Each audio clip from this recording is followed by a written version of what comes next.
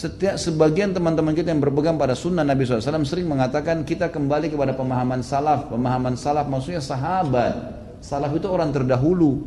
Dikatakan pesantren salafiyah, pesantren yang dulu, tradisional gitu kan.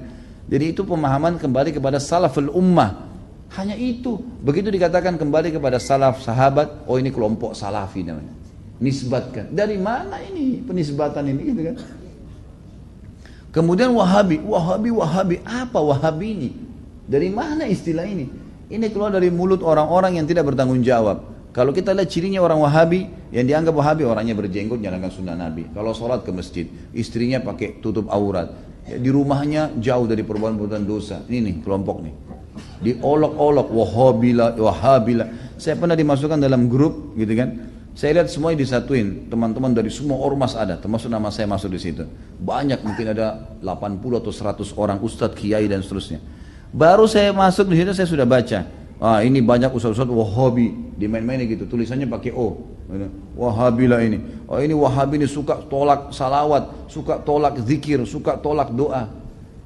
Saya berpikir kalau saya mau tanggapin, ini 80 orang, 100 orang di situ, kemudian akan habis waktu saya menyita di situ. Sudahlah, saya keluar, minta maaf, saya nggak ada urusannya di sini, saya keluar. Karena yang bilang orang-orang yang pernah belajar di Saudi teman-teman benci sama zikir itu siapa? Anda yang fitnah itu. Gimana caranya? Orang yang belajar di Madinah, di Masjid Nabawi, di Mekah, zikir kepada Allah. Bahkan mereka paling banyak zikirnya kepada Allah. Mereka paling banyak zikir, tapi zikirnya pakai adab, nggak teriak-teriak, gitu kan?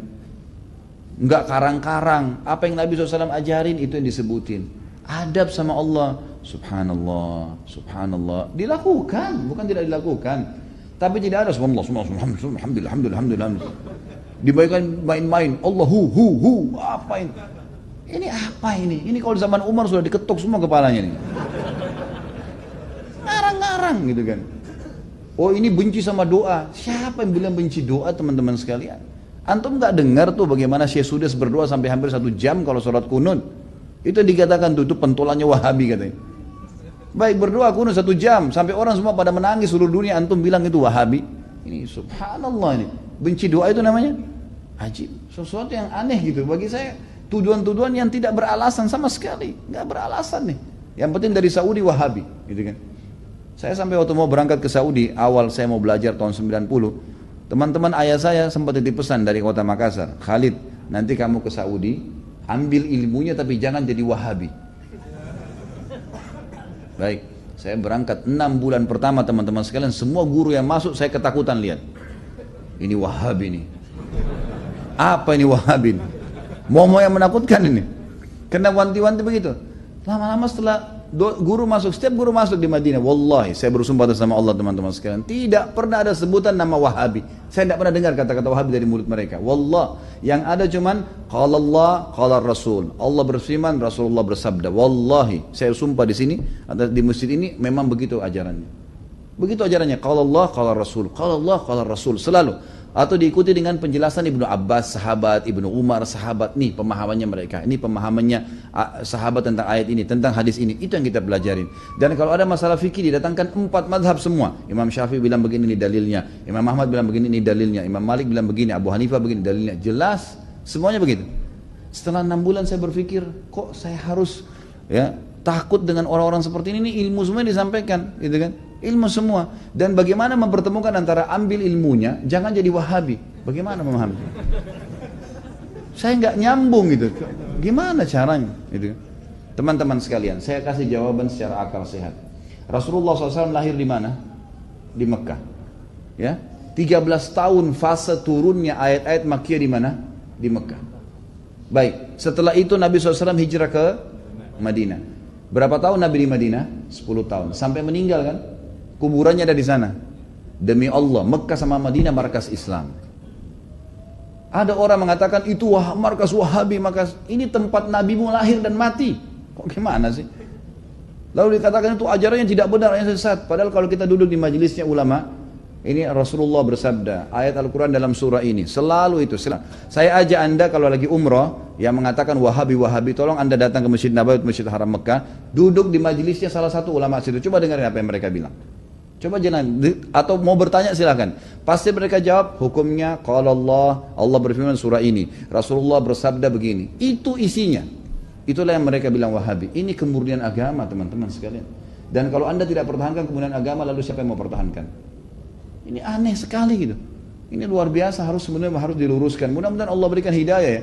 Banyak orang Islam yang tidak faham, ya, dia kukunya masih panjang, sholatnya masih Senin Kamis, ikut-ikutan Wahabi juga.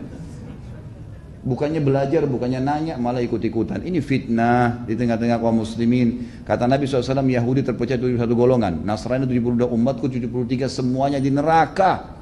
Mampir neraka dulu, nanti masuk surga iya. Kecuali satu, nggak pakai lewat neraka masuk surga. Kata para sahabat sudah tanya, siapa itu ya Rasulullah? Apa kata Nabi? Yang berpegang pada sunnahku dan sahabatku. Nah ini yang selalu ditunjuk Salafi, Wahabi ini yang selalu berkata Rasulullah bersahabat. Ini orang yang berpegang pada kemuliaan Islam. Teman-teman sekalian, berhenti dalam masalah istilah-istilah seperti ini. Ini bahaya, memperpecah umat dan macam-macam. Saya lihat beberapa di cuplikan YouTube saya, ada kata-kata di bawah. Oh ini pentulannya Wahabi nih. Ini mungkin ISIS nih. Nah ini mungkin ini nih. Ini mungkin ini nih. Padahal orang itu tidak kenal saya. Bagaimana pertanggungjawaban dia hari kiamat di depan Allah? Coba nuduh saya, bisa ketemu sama saya minta maaf nggak? Kalau nggak ketemu, gimana coba?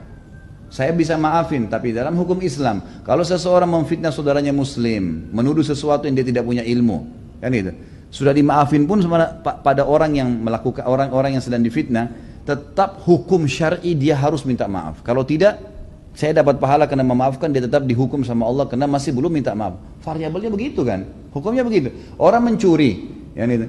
Kemudian dia tidak kembalikan haknya orang, tetap dihukum, nggak bisa.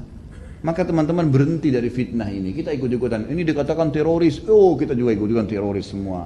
Ini garis keras, ini kita katakan garis keras. Belajar, kita punya mata bisa melihat, telinga bisa mendengar, hati bisa berpikir, bisa merenungi. Dengar dong dulu, gitu kan? Apa yang disampaikan? Kalau disampaikan benar, terima. Kan itu. Teman-teman yang dituduh dengan istilah ini hanya betul-betul kembali kepada kemudian Al-Quran dan Sunnah. Itu. Coba hadiri pengajiannya pasti selalu kalau Allah, kalau Rasul. Kalau Allah, kalau Rasul. Ini ajaran Islam teman-teman. Gak pernah ada perkataan kata kiai saya, kata guru saya, kata gini, kata gitu. Gak pernah. Anda boleh ikuti ceramah saya. Kalau saya pernah katakan ini kata si fulan ini sudah jauh. Kalau Allah, kalau Rasul.